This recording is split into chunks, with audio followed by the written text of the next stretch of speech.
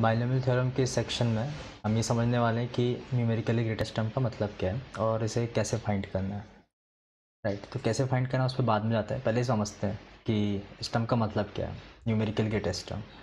तो मैथमेटिकली देखा जाए तो टर्म जिसका मैग्नीट्यूड सबसे ज़्यादा हो, राइट। एंड इसको समझने के लिए मैंने एक एग्जांपल लिया। एग्जांपल में भी ऐसा एग्जांपल इसमें सारे के सारे टर्म पॉजिटिव है, राइट। बट अगर हम जब लार्जेस्ट मैग्नीट्यूड की बात करेंगे तो ऐसे एग्जांपल्स भी आएंगे जहाँ पे प्लस और माइनस साइन दोनों आ सकते हैं। तो पहले हम प्लस वाला साइन लेके समझते हैं कि क्वेश्चन में पूछा क्या जा रहा है। फाइन। तो अगर हम फर्स्ट टर्म को देखते हैं यहाँ पे, तो फर्स्ट टर्म 7/10 है एंड लास्ट टर्म 3/10 है। फाइन। तो ये पॉसिबिलिटी है कि स्टेप बाय स्टेप अगर हम जाएं तो ऐसा हो सकता है कि पहले एक टर्म है, फिर नेक्स्ट टर्म की वैल्यू उससे थोड़ी ज़्यादा बड़ी है, तो धीरे धीरे करके ऐसे टर्म जो होंगे, लाइक फर्स्ट टर्म यहाँ पे, फिर सेकंड टर्म की वैल्यू बढ़ती जा रही है, थर्ड टर्म की वैल्यू बढ़ती जा रही है, एंड कुछ टर्म्स बाद हो सकता है कि जो टर्म्स की वैल्यू धीरे धीरे डिक्रीज करना स्टार्ट करें, राइट। 11th टर्म तक जाते जाते। तो हमें ये फाइंड करना है कि बीच में ऐसा कौन सा टर्म है जो इस बाइनोमियल एक्सपांशन में लार्जेस्ट वैल्यू अटेन करता है। लाइक फर्स्ट टर्म अगर हम देखते हैं तो 7/10 है, एंड सेकंड टर्म अगर हम देखें तो अगर हम फर्स्ट और सेकंड टर्म को अगर कंपेयर करते हैं, ये फर्स्ट टर्म है और ये सेकंड टर्म है, तो इन दोनों को अगर देखते हैं तो इनका अगर हम रेशो चेक करते हैं, सपोज नॉर्मल तरीके से सॉल्व करना सीखते हैं इसको पहले। तो मैं पहले एक चीज़ सॉल्व करके दिखा देता हूँ कि अगर मुझे कभी NCR और NCR-1 इसका रेशो अगर फाइंड करना हो तो चीज़ें किस तरह से आने वाली है, पहले ये समझ लेते हैं ताकि बाद में चीज़ें फटाफट सॉल्व होना स्टार्ट होंगे। बस ध्यान दो इस चीज़ पर। तो मैंने नॉर्मल एक्सपांशन लिख दिया, आई होप ये आता होगा सबको ऑलरेडी, NCR का एक्सपांशन आना चाहिए। एंड उसके बाद ही हम इसको सॉल्व करने वाले हैं। तो यहाँ से मिल रहा है हमें n-r+1/r। अब इस चीज़ को ध्यान में रखते हुए अगर हम सेकंड अपॉन फर्स्ट का रेशो अगर फाइंड करते हैं, second term upon first term का, तो सेकंड अपॉन फर्स्ट टर्म का अगर हम रेशो फाइंड करते हैं तो यहाँ पे आ रहा है 3/10। ऑफकोर्स इसको रेशो फाइंड करना आसान था, उसके लिए तो लिखने की ज़रूरत नहीं थी, बट स्टिल अगर देखते हैं 30/7 है, तो रेशो अभी 1 से ज़्यादा है, यानी कि सेकंड टर्म जो है वो फर्स्ट टर्म से बड़ा है, लाइक 4.3 के आसपास है अप्रॉक्सीमेटली, यानी कि सेकंड टर्म बड़ा है फर्स्ट टर्म से। फाइन। तो हम इसको आगे और ढूंढते हैं कि अगर हमने थर्ड टर्म T3 अपॉन अगर T2 फाइंड करने की कोशिश की तो फिर क्या होगा, ये समझते हैं। तो T3 अपॉन T2 अगर हम फाइंड करते हैं तो आ रहा है 10C2 अपॉन 10C1, एंड अगर हम रेशो लिखते हैं तो 3/7, राइट। T3 अपॉन T2 मैं कर रहा हूँ, T3 में 7/8 एंड 3 स्क्वायर है, एंड T2 में 7/9 और 3/1 है। तो रेशो जब लेंगे तो एक 3 ऊपर और एक 7 नीचे, और 10C2 अपॉन 10C1। एंड अगर इन दोनों का अगर हम रेशो लेते हैं तो दिया जाएगा ऊपर 9 और बाई 2, राइट। तो 9/2 इंटू 3/7। सो अभी भी हम देखते हैं तो 63/14, तो अभी भी रेशो 1 से बड़ा है, यानी कि ये श्योर है कि T3 जो है वो T2 से बड़ा है। तो ये जो फील है कि धीरे धीरे मेरे नंबर्स क्या है, लाइक फर्स्ट नंबर छोटा है, फिर सेकंड नंबर बढ़ते जा रहा है, थर्ड नंबर और बड़ा हुआ, तो ये क्या हमेशा ही बढ़ते रहेंगे, ये भी, क्योंकि ये भी नहीं है कि हमेशा बढ़ते रहेंगे, क्योंकि लास्ट टर्म जो है वो 3/10 है, वो फर्स्ट टर्म से भी छोटा है। जो मेरा 11th टर्म है T11 जो है वो फर्स्ट टर्म से भी छोटा है, तो इसका मतलब कहीं ना कहीं ये रेशो डिप करना स्टार्ट करेगा। फाइन। तो हम जस्ट फाइंड करते हैं ऐसा ऐसा कौन सा टर्म है जिसके बाद रेशो डिप करना स्टार्ट करेगा। फाइन। अगर हमने T4 अपॉन T3 फाइंड किया अगेन, तो this will be like 10C3 upon 10C2 into again 3/7, and 10C3 upon 10C2 अगर हम फाइंड करते हैं तो यहाँ पे हो जाएगा नीचे 3 एंड ऊपर हो जाएगा 8। फाइन। तो फाइन, तो अभी भी रेशो 8/7 है, इसका मतलब T4 जो है वो भी अभी T3 से बड़ा है। फाइन। तो अभी भी T4 जो है फोर्थ टर्म है वो बढ़ ही रहा है अभी तक, T4 जो है T3 से बड़ा है। सिमिलरली अगर हम फिफ्थ टर्म पे जाते हैं, अभी T5 अपॉन T4 फाइंड करते हैं, सपोज अगर हमने T5 अपॉन T4 फाइंड किया this will be come out at 10c4 upon 10c3 into 3/7 and suppose इसकी वैल्यू अगर हम फिर से फाइंड करते हैं, so this will be like 7/4 into 3/7। Fine, just normal formula use किया मैंने, लाइक आर की जगह 4 पुट किया है, तो 10 लाइक ये वाली चीज़ यूज़ कर रहा हूँ मैं, 10 - 4 + 1 7, 7/4 इंटू 3/7। तो अभी मेरा रेशो क्या आया, 3/4 आया। तो 3/5 आने का रेशो मतलब ये हुआ कि जो मेरा T5 है वो लेस देन T4 है। फाइन, एंड इससे आगे अगर मैं जाऊँगा तो और चीज़ समझ में आ जाएगी हमें एकदम क्लियरली। अगर हम T6/T5 अगर फाइंड करना चाहते हैं, तो this will like 10c5 upon 10c4 into 3/7 and यहाँ पे जो वैल्यू आने वाली है, यहाँ पे 5 आ जाएगा एंड ऊपर आ जाएगा 6। ओके, सो 6/5 इंटू 3/7। सो ये जो रेशो है लाइक 18/35 है, तो ये रेशो भी 1 से छोटा है। इसका मतलब T6 जो है वो T5 से छोटा है। फाइन, तो हमें क्या फील आ रही है अभी कि ये ध्यान देने वाली बात है, जो मेरा T4 था वो T3 से बड़ा है एंड T4 जो है वो T5 से भी बड़ा है। तो दरअसल हुआ क्या है, ये ध्यान से समझते हैं कि T1 सबसे छोटा था, लेफ्ट साइड से अगर हम स्टार्ट कर रहे हैं तो लेफ्ट साइड वाले टर्म्स में, फिर then T2, then T3 and then यहाँ पे एक टर्म आया T4 जो कि लार्जेस्ट है, एंड T4 के बाद जो टर्म्स है वो फिर से डिक्रीज़ कर रहे हैं। यहाँ पे T5 है, यहाँ पे T6 है, यहाँ पे T7 एंड सो ऑन चलते जाएगा।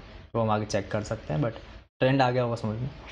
तो ये है, तो अभी जो T4 वाला टर्म है, T4 यानी कि 4th टर्म जो है, ये वाला जो टर्म है 4th टर्म, मैं इसको सर्किल में बना रहा हूँ, ये वाला जो टर्म है ये न्यूमेरिकली लार्जेस्ट टर्म है क्योंकि इसका मैग्नीट्यूड सबसे ज़्यादा है, पहली चीज़। ठीक है, एंड अगर हमसे कोई ये पूछता है कि कौन से टर्म का बाइनोमियल कोफिशिएंट सबसे बड़ा है, राइट, तो उसको बाइनोमियल कोफिशिएंट का कंफ्यूज नहीं करना है। ये वाला जो है वो लार्जेस्ट बाइनोमियल कोफिशिएंट है,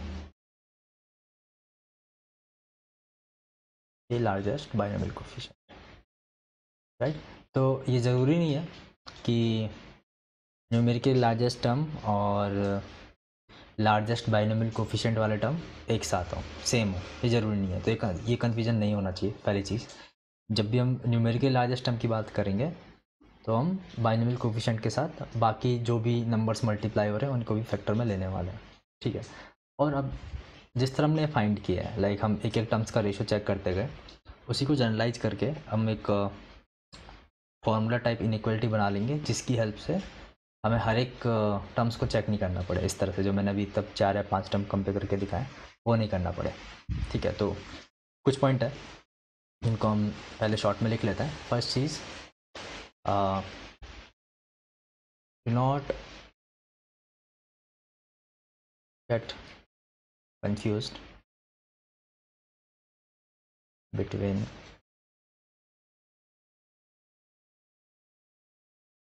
numerically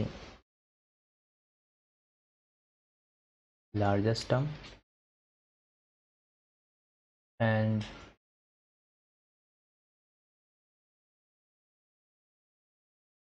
term with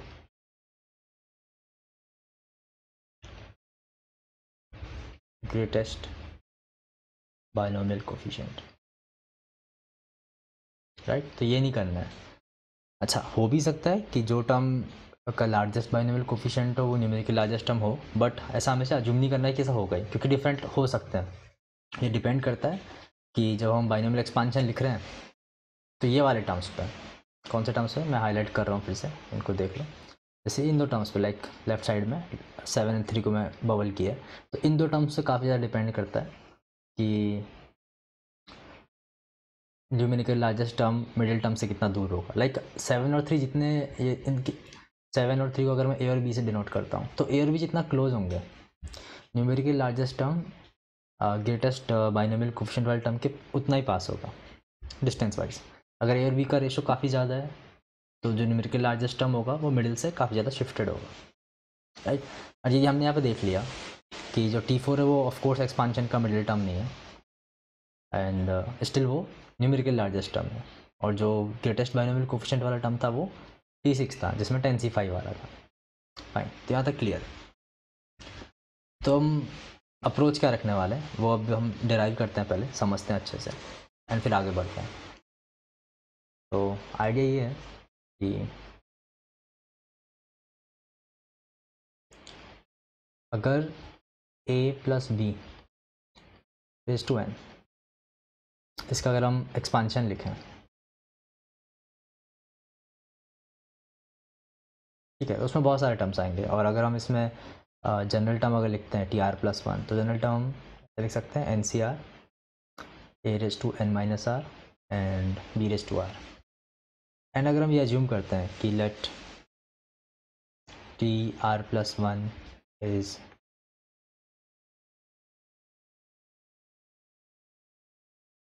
numerically greatest term, right. तो हमें वन साइडेड इनइक्वालिटी कंसिडर नहीं करनी है। लाइक बहुत सी बुक्स में लिखा रहता है कि एक की साइड से वो सॉल्व करके दिखा देता है, तुम समझोगे, बट मैं पे लिख देता हूँ, do not check only from one side. मतलब क्या मेरा, कि अगर मैं ऐसा देखूँ कि लाइक T2/T1 का रेशो 1 से बड़ा आ गया, तो अगर इसमें क्लेम कर दूँ कि सिर्फ T2 बड़ा है, तो ये गलत चीज़ है, क्योंकि मुझे फिर T3/T2 भी देखना चाहिए, राइट। मुझे दोनों साइड से चेक करना चाहिए कि जो मैं टर्म कंसीडर कर रहा हूँ न्यूमेरिकली ग्रेटेस्ट टर्म है, वो अपने नेबरहुड वाले दोनों टर्म से बड़ी होनी चाहिए, राइट। जिस तरह मैंने यहाँ पे चेक किया कि पहले हमने ये चेक किया था कि T4 जो है वो T3 से बड़ा है, बट वो सफिशिएंट कंडीशन नहीं है। अगर सपोज T5 T4 से बड़ा होता तो मुझे फिर T6 और T5 भी चेक करना पड़ता, वो भी हमने किया, बट हम फिर कंक्लूजन पर नहीं पहुँचते। फिर हमें टर्म्स तब तक चेक करते रहने पड़ते जब तक कि मेरा टर्म दोनों नेबरहुड वाले टर्म से बड़ा नहीं आ जाए। तो यहाँ पे जो मैंने चेक किया कि जो T4 था वो T5 से भी बड़ा है और T4 जो वो T3 से बड़ा है, तो मैं बोल सकता हूँ कि T4 मेरा न्यूमेरिकली लार्जेस्ट टर्म है। फाइन। सो जब हम ऐसा अज्यूम कर रहे हैं कि let Tr+1 is numerically greatest term, तो उसका मतलब ये है कि जो Tr+1 की एब्सोल्यूट वैल्यू है वो अपने नेबरहुड वाले दोनों टर्म से बड़ी होगी। तो let Tr+1 is greater than absolute value of Tr+1 is greater than absolute value of Tr+2, and similarly on the left side it is greater than absolute value of Tr। तो ये complete concept है। तो यही पूरी तरह से हमें apply करना है। इसमें ऐसा नहीं करना है कि एक साइड से चेक कर लिया और चीज़ों को रटना नहीं है। अगर किसी को लाइक जो मैंने ऊपर वाली चीज़ एक्सप्लेन की है वो समझ में आ गई है, सपोज कि मैंने उस एग्जाम्पल में कैसे वैल्यूज़ फाइंड की थी, तो जितना मैं ये बॉक्स में मैंने बंद किया है उतने से कंसेप्ट समझ में आ जाना चाहिए, क्योंकि इसके आगे जो होने वाला है वो हम सिर्फ एक फॉर्मूला डिराइव करते हैं, राइट। मेन कंसेप्ट यही है, यही मेन कंसेप्ट है। अब इसके आगे वाली चीज़ रटने वाली चीज़ें होती है जो याद रखने बोला जाएगा, बट जब हम डिराइव करेंगे तो एक चीज़ और क्लियर हो जाएगी कि वो जो कमेंट किए जाते हैं आर की वैल्यूज़ पे, कि आर की वैल्यू इंटीजर होगी तो कितने टर्म्स आएंगे, इंटीजर नहीं होगी तो कितने टर्म्स आएंगे, तो वो सब भी यहाँ पे क्लियर हो जाएगा। तो इसको हम आगे सॉल्व करते हैं, समझते हैं क्या हो रहा है। तो मैं इन सारे टर्म्स की वैल्यू लिखता हूँ एंड सॉल्व करना स्टार्ट करता हूँ। फाइन, तो NCR-1 एंड TR की एब्सोल्यूट वैल्यू लिख रहा हूँ मैं, a⁻n−r+1 एंड b⁻r−1, एंड यहाँ पे इसकी एब्सोल्यूट वैल्यू,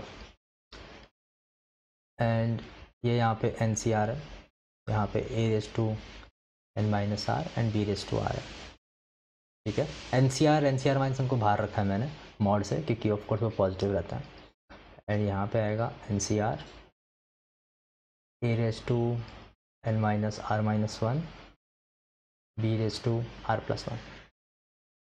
फाइन, एंड ये बहुत इम्पॉर्टेंट है कि हमने किस ऑर्डर में लिया है, क्वेश्चन में किस ऑर्डर में ए और बी को लिया। लाइक यहाँ पे थोड़ा ध्यान से देखना है इस चीज़ को, कि यहाँ पे जब उसे ए फर्स्ट टर्म लिया गया है यहाँ पे ए फर्स्ट टर्म है, बी सेकंड टर्म है, तो इसका ध्यान रखना है क्योंकि हम इसी के ऊपर सब चीज़ें डिराइव करने वाले हैं, राइट। तो ए यहाँ पे फर्स्ट टर्म है, बी सेकंड टर्म है, ओरिजिनल एक्सपांशन में जिस तरह गिवन है ए फर्स्ट बी सेकंड, ए फर्स्ट बी सेकंड। ठीक है, हम फर्दर सॉल्व करते हैं इसको।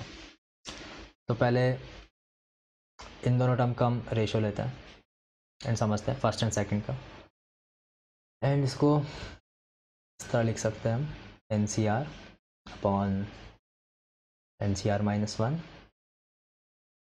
एंड ए और बी वाले सारे टर्म्स को मैं लेफ्ट साइड में भेज रहा हूँ। तो a raise to n minus r plus one, b raise to r minus one divided by a raise to n minus r, b raise to r, and this is inside absolute value, fine.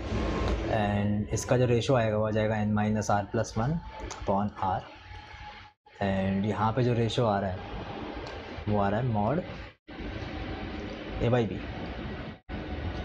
Fine. और हमें जो सारी conditions लेके आनी है वो are के ऊपर लेके आनी है, तो इसको थोड़ा और सॉल्व करते हैं। इसको हम इस तरह लिख सकते हैं N plus one upon R minus one, and this is mod A by B, and यहाँ से कंडीशन आ जाती है कि चलो मैं आराम से लिख देता हूँ detail, one plus mod A by b less than और equal to N plus one by r. तो अभी सब कुछ पॉजिटिव है, तो अगर हम across than equal to shift करेंगे तो कोई साइन में चेंज नहीं आने वाला। तो R is less than equal to N plus one upon one plus mod A by B, ये फर्स्ट कंडीशन, राइट। तो मोस्टली लोग इतना सॉल्व कर लेते हैं, बोलते हैं कि इससे हो जाएगा, बट सेफ साइड रहता है ताकि हमें एग्जैक्ट लॉजिक समझे चीज़ों का। तो ये फर्स्ट इनइक्वलिटी फर्स्ट और सेकंड सॉल्व करके हमारे पास आ गया। ऐसे हम सेकंड वाला पार्ट सॉल्व करते हैं। तो अगर हम सेकंड वाला पार्ट अगर सॉल्व करते हैं एंड इन दोनों का रेशो अगर हम कंसिडर करते हैं तो समझते हैं क्या आने वाला है। तो यहाँ पे भी हम a raise to n minus r b raise to r divided by a raise to n minus r minus one b raise to r plus one, and mod of this is greater than equal to n C, यहाँ पे n C are plus one था, ये थोड़ा ध्यान से समझ लेना, ये चीज़ n C are plus one थी। So n C are plus one को मैं रेड में लिख रहा हूँ जो करेक्शन है, फिर से चेंज करते हैं, N C are plus one upon N C R, and फिर से इसको सॉल्व करना स्टार्ट करते हैं, समझते हैं क्या हो रहा है। तो यहाँ पे आ रहा है mod A by B, and इसको अगर हम सॉल्व करें आराम से सॉल्व किया जा सकता है, फिर मैं डिटेल में लिख के बता देता हूँ कैसे हो रहा है। या फिर ये समझ लो कि इसी इक्वेशन में आर की जगह आर प्लस वन पुट कर दिया, जैसे यहाँ पे मैंने किया था चेंज, तो यहाँ पे आर की जगह आर प्लस वन आ गया, तो डायरेक्ट भी लिख सकते हैं। तो देखते हैं क्या आता है। This is like N R की जगह आर प्लस वन अगर हम पुट कर रहे हैं तो N minus R and upon are plus one, and still मेरे को आर के टर्म में इनइक्वालिटी चाहिए, R with respect to other terms चाहिए। तो अभी हम क्या करते हैं, दोनों साइड वन ऐड कर देते हैं, तो वन प्लस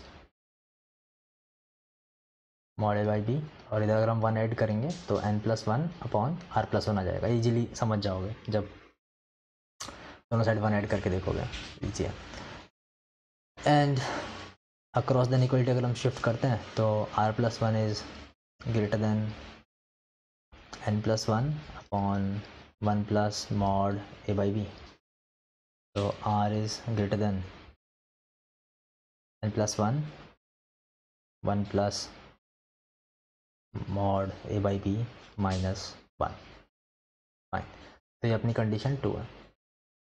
बस अब इससे सब कुछ क्लियर हो जाएगा कि क्या होना होता है, राइट। और इतना भी ऐसा एक बार सिर्फ सॉल्व करके देख लो, रटने का ज़रूरत नहीं है उसको, क्योंकि इंपॉर्टेंट चीज़ जो है, जो मेन कंसेप्ट है इस बॉक्स वाली चीज़ में है, यही कंसेप्ट है। इसी को हम थोड़ा एक्सपांड कर रहे हैं और जिस तरह बुक्स में लिखा होता है उसकी तरफ पहुँच रहे हैं, फाइन। तो यहाँ से क्या कंक्लूजन है, ये जो मेरी आर की वैल्यू होनी चाहिए बाई वन एंड टू, क्या बोल सकते हैं कि आर की जो वैल्यू होनी चाहिए वो N plus one upon 1 plus mod A by B, इससे छोटी होनी चाहिए। एंड आर की जो वैल्यू होनी चाहिए वो इस वाली एक्सप्रेशन से बड़ी होनी चाहिए।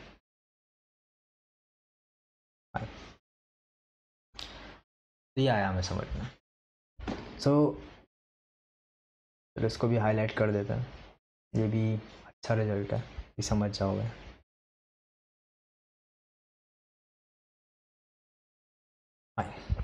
तो यहाँ से क्या कंक्लूजन आ रहा है कि आर मस्ट बी इंटीजर, पहली चीज़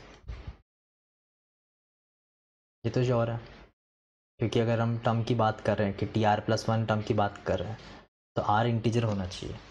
सो अगर आर इंटीजर है तो आर जो है वो दो कंजुगेटिव नंबर्स के बीच लाई कर रहा है। अगर इनमें से एक कोई इंटीजर हो, मतलब मैं किसकी बात कर रहा हूँ समझो, कि सपोज़ ये लेफ्ट हैंड वाली जो एक्सप्रेशन है जिसको मैंने अंडरलाइन किया है, अगर ये इंटीजर है तो आर जिससे छोटा है वो भी इंटीजर ही होगा, क्योंकि दोनों में 1 का ही डिफरेंस है, राइट। तो इफ़, अब थोड़ी इंपॉर्टेंट चीज़ आती है तो हमें समझ के रखनी है कि if n plus 1 upon 1 plus mod a by b is integer and suppose उस इंटीजर की वैल्यू m है, तो ये समझ में आ रहा है हमें कि r जो है वो m-1 और m के बीच में होना चाहिए, एंड r इंटीजर भी होना चाहिए, है ना, क्योंकि r इंटीजर भी है और इसकी वैल्यू जो है वो भी इंटीजर है, वो भी m के इक्वल m इंटीजर है। तो यहाँ पे जो r होगा, r will take 2 values,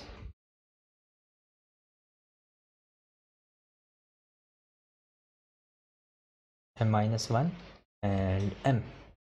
So we will have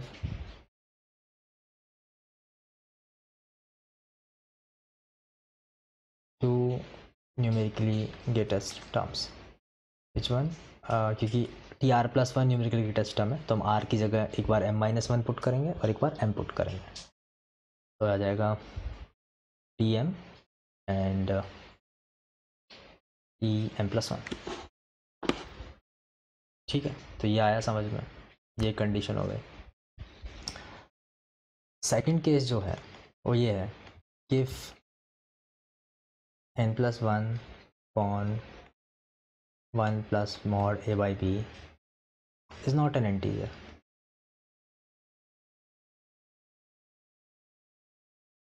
Not an integer. Suppose ऐसा हुआ कि n प्लस, एग्जाम्पल के लिए कि n+1 upon 1 plus mod a by b for example, अगर सपोज इसकी वैल्यू सपोज 6.3 आ रही है, तो फिर मेरा r क्या होगा, r बेसिकली 5.3 एंड 6.3 के बीच में लाई करेगा। उस इनइक्वलिटी के हिसाब से अगर हम जाते हैं कि इस पूरे बड़े एक्सप्रेशन की वैल्यू अगर 6.3 है, जैसे यहाँ पे है, यहाँ पे दिख रहा है, यहाँ पे दिख रहा है, तो इस बड़े एक्सप्रेशन की वैल्यू अगर इस वाले बड़े एक्सप्रेशन की वैल्यू अगर मैं बोल रहा हूँ 6.3 है सपोज, तो r बेसिकली 6.3 माइनस 1 एंड 6.3 उसके बीच में लाई करेगा, तो r 5.3 एंड 6.3 के बीच में लाई करेगा, तो उस वक्त r की वैल्यू क्या हो जाएगी, क्योंकि r इंटीजर तो r 6 होना चाहिए। तो इफ़ दिस नंबर, अब ध्यान वाली बात है कि अगर ये नंबर जो है वो इंटीजर नहीं है, अगर नंबर इंटीजर नहीं है तो हम क्या बोल सकते हैं कि इसका जो इंटीजर पार्ट होगा, ग्रेटेस्ट इंटीजर पार्ट जिसकी वैल्यू होगी वो हम फाइंड कर सकते हैं। सपोज वो वैल्यू जो आती है वो p आती है, तो हम क्या बोल सकते हैं कि जो मेरे r की वैल्यू होगी वो p के इक्वल होगी। लाइक यहाँ पे मैंने किया कि n+1 upon 1 plus mod a by B 6.3 है, तो यहाँ इसका जो इंटीजर पार्ट है, राइट, इस एक्सप्रेशन का जो इंटीजर पार्ट है वो कितना 6 है, तो r की वैल्यू लास्ट में कितनी आ रही है, 6 आ रही है। तो इस कंडीशन में r की यूनिक वैल्यू होगी, तो r will take only one value and we will have exactly one numerically greatest term, and that will be equal to tr plus 1 equal to t plus 1। और ये ध्यान देना है इस चीज़ पे कि जब हम बात कर रहे हैं कि p क्या है, तो p इस बड़े वाले एक्सप्रेशन का ग्रेटेस्ट इंटीजर पार्ट है। आई होप यहाँ तक ये क्लियर होगा कि कब एग्जैक्टली वन इंटीजर वैल्यू आती है, राइट? जब n plus one upon one plus mod ए वाई भी इंटीजर नहीं है। और क्यों एक वैल्यू आ रही है वो एक्सप्लेन हो चुका है, क्योंकि r जिन दो एक्सप्रेशन के बीच में लाई कर रहा है उसके बीच में अभी एक इंटीजर आएगा, जैसे इस वाले एग्जाम्पल में मैंने क्लियर किया यहाँ पे। एंड जो ऊपर वाला केस है उसके अकॉर्डिंग अगर हम जाते हैं तो if n plus one upon one plus mod A Y भी अगर ये इंटीजर है और उसकी वैल्यू अगर m है, तो मेरा r जो है वो m माइनस वन और m के बीच में होगा। और r इंटीजर है तो फिर r को दो वैल्यूज लेनी पड़ेंगी, एंड उस कंडीशन में दो न्यूमेरिकली ग्रेटेस्ट टर्म आएंगे। फाइन। तो अगर ये सब जितना मैंने येलो में हाईलाइट किया है अगर ये याद रहता है तो बहुत अच्छी चीज़ है, और अगर ये याद नहीं रहता है तो मेन क्राइटेरिया क्या है, वो ये है जो मैं यहाँ पे फिर से हाईलाइट कर रहा हूँ येलो में। यही कंसेप्ट है कि अगर कोई टर्म ग्रेटेस्ट है तो वो अपने नेबरहुड वाले दोनों टर्म से बड़ा होगा, किसी एक टर्म से नहीं, दोनों टर्म से बड़ा होगा। इस कंसेप्ट पे अगर मैंने काम भी किया, अगर मैं फॉर्मूला याद नहीं है उस पर भी अगर मैं काम करके क्वेश्चन सॉल्व किए तो क्वेश्चन डेफिनेटली सॉल्व हो जाएगा। फाइन। तो इस पर जो हम क्वेश्चन है वो नेक्स्ट वीडियो में करते हैं, एंड इसमें क्या थ्योरी है वो क्लियर हो गया, थ्योरी क्लियर है, एंड नेक्स्ट वीडियो में हम एग्जाम्पल करते हैं। तो आई होप ये क्लियर होगा, एंड बस हमें ये वाली चीज़ ध्यान रखनी है, ये वाली।